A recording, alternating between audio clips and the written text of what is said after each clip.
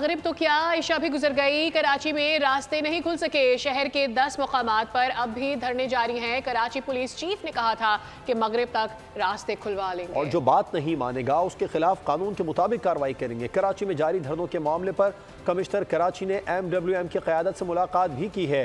मगरिब तो क्या इशा भी गुजर गई। कराची में रास्ते नहीं खुले हैं। शहर के 10 मकामात पर अब भी धरने जारी हैं और कराची पुलिस चीफ ने कहा था कि मगरिब तक रास्ते खुलवा देंगे। बिल्कुल ये बात मानी नहीं जा सकी। इसके खिलाफ कानून के मुताबिक कार्रवाई करने का कहा गया था। कराची में जारी धरनों के मामले पर कमिश्नर कराची ने MWM की क़यादत से मुलाकात भी की, लेकिन मामला हल ना हो सके।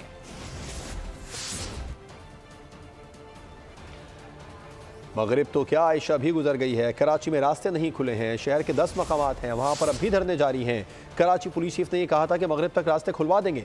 जो बात नहीं मानेगा उसके खिलाफ कानून के मुताबिक कार्रवाई होगी।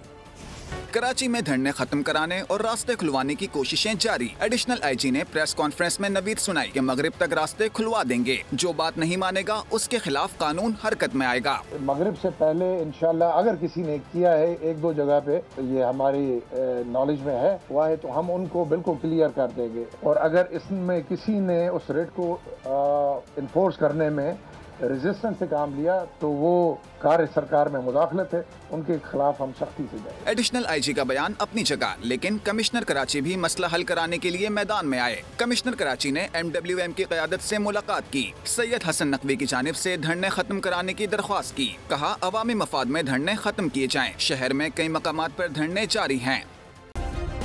सब्सक्राइब करें और बेल दबाएं ताकि कोई खबर रह न जाए।